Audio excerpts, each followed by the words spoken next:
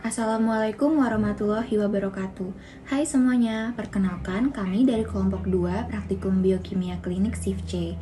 Di sini kami akan memaparkan mengenai hasil diskusi kami tentang praktikum isolasi DNA yang telah kami lakukan.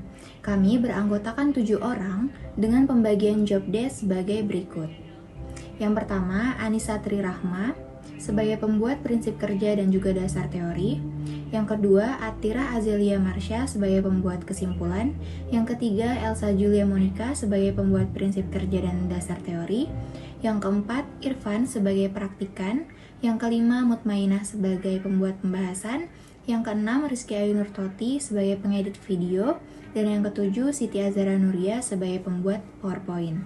Berikut pemaparan yang akan disampaikan. Mohon disimak ya teman-teman. Dasar teori.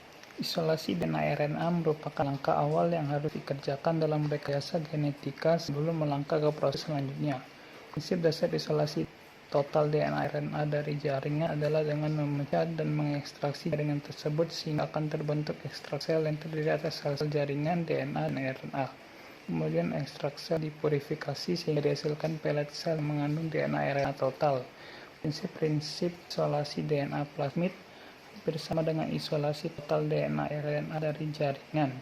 Isolasi DNA memiliki beberapa tahapan, yaitu isolasi sel, lisis dinding, dan membran sel, ekstraksi dalam larutan, purifikasi, dan presipitasi.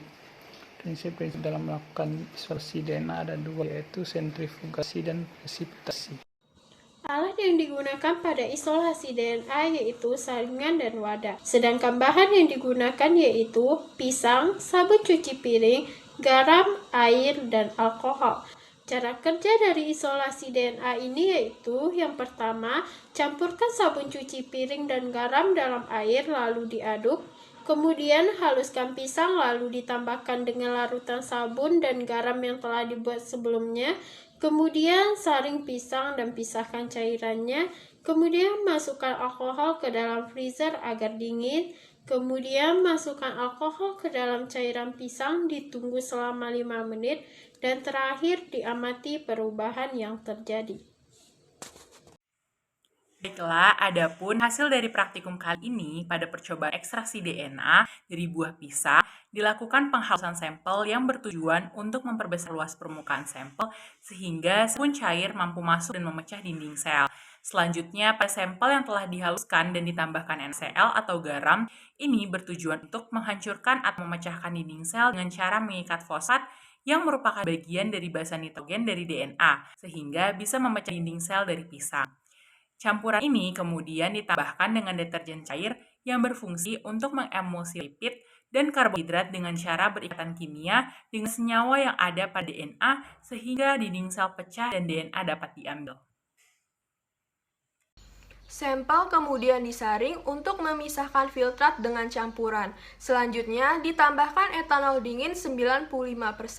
Penambahan etanol berfungsi sebagai presipitasi DNA atau mengendapkan DNA. Etanol yang digunakan harus dingin karena untuk menghambat denaturasi. Semakin dingin etanol yang digunakan, maka presipitasi DNA akan jauh lebih sempurna karena pergerakan molekul dalam larutan menjadi lebih lambat akibat pengurangan energi kinetik etanol pada lapisan atas sampel sehingga terjadi presipitasi DNA. Di antara kedua larutan ditandai dengan adanya benang-benang halus yaitu DNA yang akan diuji. Larutan yang telah ditambahkan etanol 95% didiamkan dalam air dingin dengan tujuan supaya DNA cepat naik ke atas permukaan sehingga mempermudah untuk pengambilan DNA. Selanjutnya yaitu kesimpulan 1, isolasi DNA pada pisang dapat ditandai dengan adanya benang-benang halus. Kedua, penambahan asam, basa, dan garam dapat memecah dinding sel sampel dan mengemulsi lipid serta karbohidrat dengan senyawa yang ada pada DNA sampel.